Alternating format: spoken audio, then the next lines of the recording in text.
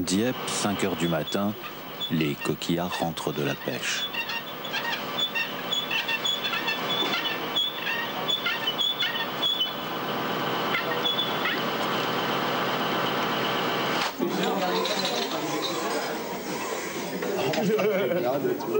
Ouais, toi, ramasse un peu. C'est normal, pas le temps de le raser pendant ce matin. Un peu cassé là. Après avoir vidé leur cale, les pêcheurs retrouvent au café femmes, enfants, amis.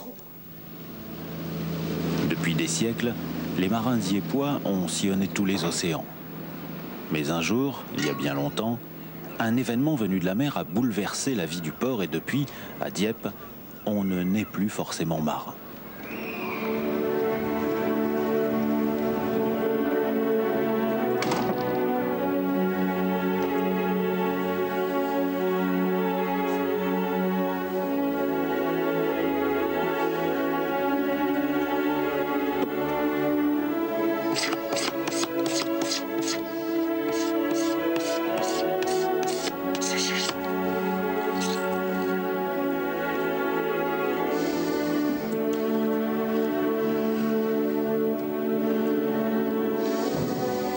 Ce grand événement, à la fin du XIVe siècle, fut donc le départ de 2 navires sur les côtes de Guinée qui rapportèrent d'énormes quantités d'ivoire, environ une année après. Et cette telle quantité donna donc l'idée aux Diepois de travailler l'ivoire. Désormais, de maître à élève et de père en fils à Dieppe, on sculpte l'ivoire. Et chez les Collettes, de marins, on devint ivoirier.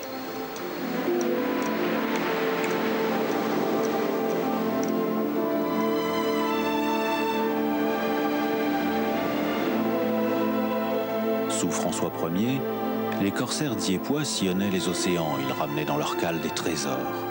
Dieppe était prospère, 300 ivoiriers y travaillaient, ils étaient connus de l'Europe entière.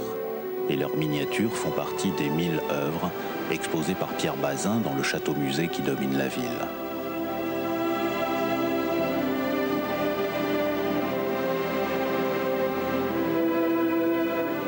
Le visage est beau. Oui, mais ça peut rappeler aussi un visage des Christ Des Christ diepois. Christ diepois. Hein. Oui, ben, il y a une qualité de travail que l'on retrouve, évidemment, de nos ancêtres. Il y a un certain nombre de détails qui ont été mutilés, oui, oui, sur les mains en particulier. Oui, alors, oui. C'est restaurable ou pas? Oui, oui, oui, ce sera restaurable. Des saints, des Christ, des passions, Jean Collet en a rénové des dizaines. Mais aussi des objets profanes, statuettes, râpes à tabac, bouquets de roses, médaillons galants, tous caractéristiques du style diepois.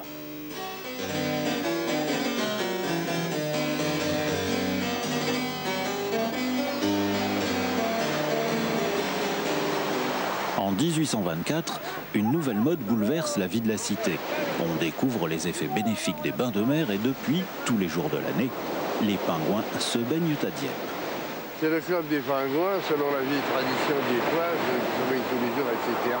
Ça la remonte à la duchesse de Berry, qui venait se baigner à Dieppe, qui d'ailleurs a relancé les bains diepois. Et lorsque ses petits pieds touchaient l'eau, le canon retentissait au vieux château. Et alors là, toute la ville savait que la duchesse de Berry venait de prendre un bain.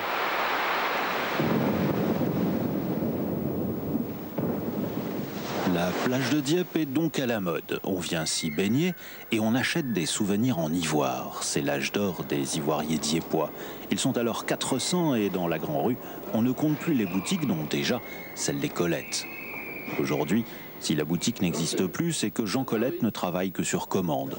Pour sculpter une poltaise, cette femme de pêcheur du Pollet, le vieux quartier du port, autrefois grouillant de vie, il s'inspire d'anciennes cartes postales. Tout ça, c'est une différence entre le poltais du dimanche, habillé tel il va aller à la messe, et le poltais quand il travaille.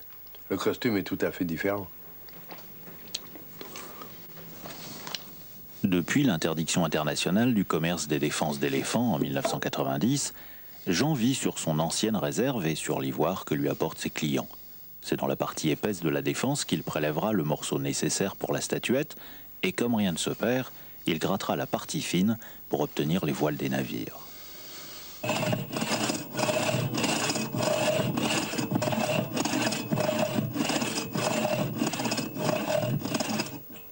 Tailler l'ivoire fut l'un des premiers gestes artistiques de l'homme.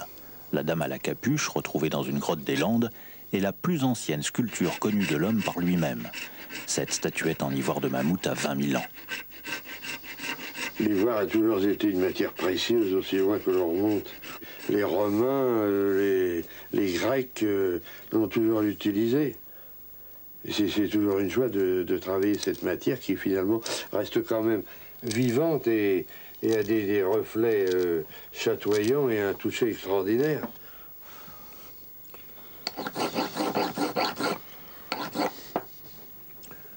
Grand-père, père, petit-fils, le métier s'est transmis sans interruption. Oui, bah c'est-à-dire que finalement, je pense que l'on est marqué dès l'enfance.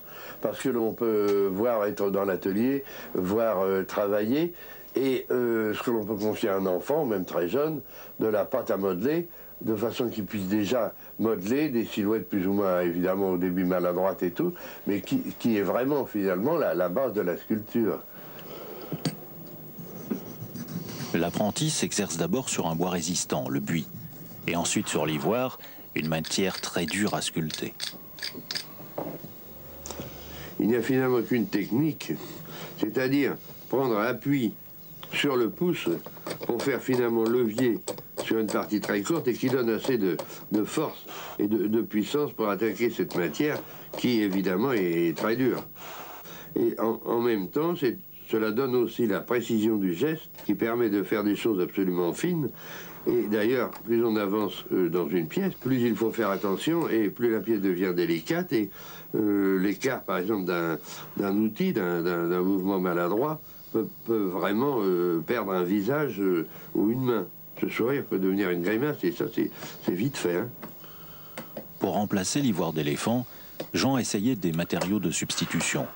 L'ivoire végétal, le plastique, l'os, les dents de cachalot, même l'ivoire des mammouths de Sibérie, morts il y a bien longtemps.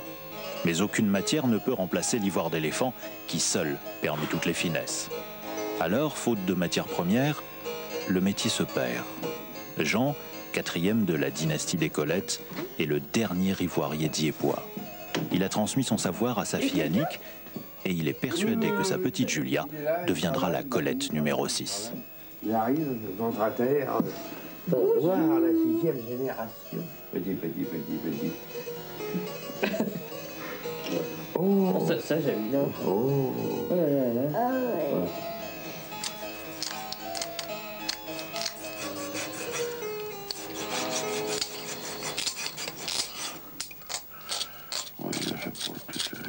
Tu dois aller là pour la queue. Oh oui, bah, elle est bien détachée. Hein. Là, quand c'est poli comme ça, c'est merveilleux. On a vraiment envie de le caresser. Oh oui. Super. Bah, c'est ce que font les amateurs d'ivoire quand tu leur présentes une pièce. Ils commencent à la caresser comme ça. Là. Et là, ce qui est curieux, c'est ta fille, qui est pourtant toute petite.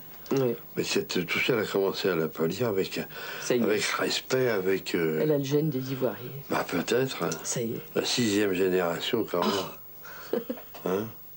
Bah oui, elle sera peut-être mordue. Peut-être.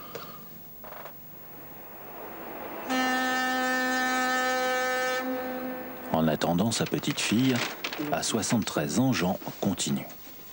Oui. Donc là, vous avez un plan d'ensemble du bateau, et puis je peux vous refaire des tirages plus détaillés. On construit toujours des bateaux à Dieppe, et les chantiers navals commandent à Jean les maquettes en ivoire des derniers bateaux lancés. Ainsi se perpétue cette séculaire tradition dieppoise qui veut que chaque nouveau bateau ait son modèle réduit en ivoire. On va pouvoir atteindre les 30 nœuds. Amoureux de la mer et des bateaux, Jean ne refuse jamais de s'offrir quelques sensations pour mieux s'imprégner de l'œuvre à sculpter.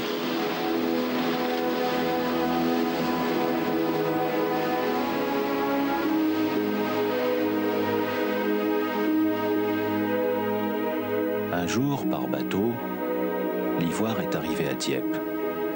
Et comme dans toutes les belles histoires, cette rencontre insolite a engendré des générations d'artistes.